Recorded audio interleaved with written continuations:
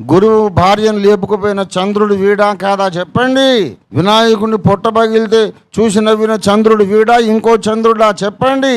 మతాలు మారుస్తున్నారు అంటే ఏం తప్పు అని అడుగుతున్నాను నేను. What is wrong if somebody changes their religious faith? ఏం నష్టం? మతం మారడం అంటే ఏంటో తెలుసా? నేను నిర్వచిస్తున్నా ఇప్పుడు. మతం మారడం అనగా ఏంటంటే, చంద్రుడు ఒక వ్యక్తి, వాడు గురు భార్యను లేపుకుపోయాడు, నవ్వాడు, వినాయకుడు అతన్ని శపించాడు అని చెప్పే మతము నుండి కాదు వాడు మనిషి కాదు, దేవుడు కాదు, ఏమి కాదు, పర్సన్ కాదు, అదొక మట్టి గడ్డ, భూమి మీద వెలిగించుటకు దేవుడు పెట్టిన జ్యోతి అని నమ్మే మార్గంలోకి వచ్చాడు. ఇది తప్ప అని మొత్తం దేశం మీద ఉన్నటువంటి మతోన్మాదులను నేను అడుగుతున్నా. సూర్యుడు ఒక వ్యక్తి కాదు, ఆయన గుర్రాలు లేవు, రథము లేదు, గాడిదలు లేవు, ఏం లేవు.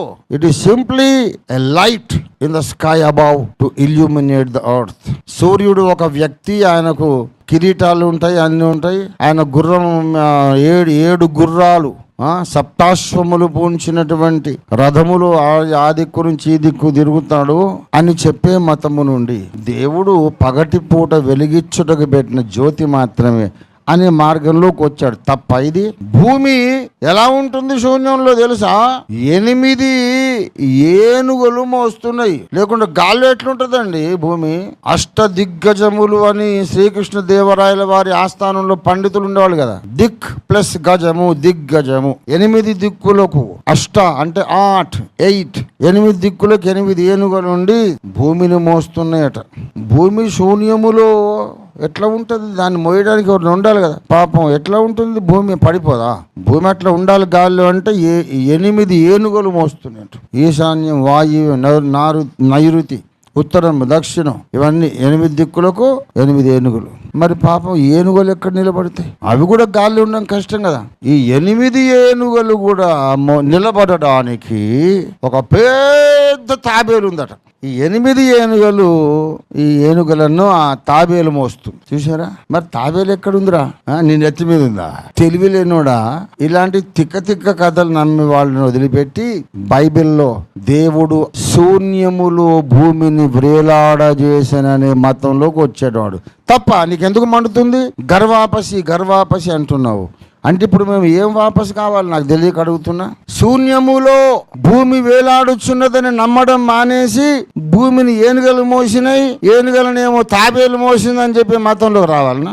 ఆకాశంలో ఉన్నటువంటి రాత్రికాలపు జ్యోతి, దేవుడు సృష్టించిన జస్ట్ వెలుగిచ్చే జ్యోతి చంద్రుడు అని నమ్మది మానేసి ఆ మట్టిగడ్డగాడే నవ్వాడు, శాపం పొందాడు, గురువు భార్యను లేపుకుపోయాడని మేము నమ్మే మతంలోకి రావాలనా? అదే నా గర్వాపసి. సూర్యుడు అగ్నిగోళము కాదు, ఆయనకు గుర్రాలు ఉన్నది, రథం ఉన్నది.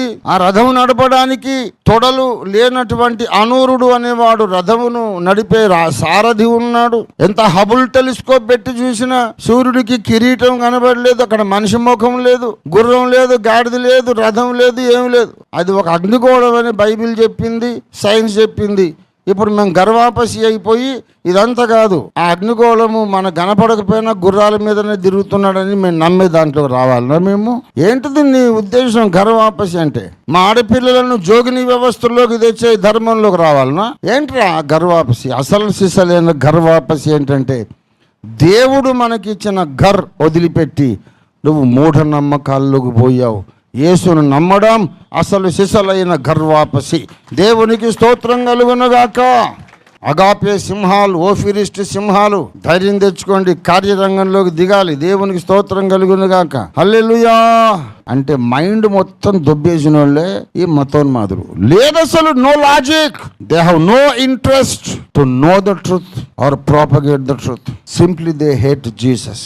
సైతాన్ కొడుకులు మరి అట్లాగే చేస్తారు. క్రీస్తు సంఘమా, ధైర్యం తెచ్చుకోవాలి, పౌరుషం తెచ్చుకొని నడుము బిగించుకోండి. రానున్న దినాల్లో మనం సత్య విరోధులతో సిద్ధాంత పోరాటం చేయాలి. ఈ దేశంలో అబద్ధాలు బాగా వ్యాప్తులు ఉన్నాయి. అడిగిన ప్రశ్నకు సమాధానం చెప్పారు బేవకూఫ్, కాబట్టి మళ్ళీ ఇట్టడి పిచ్చి కూతలు కూస్తుంటారు.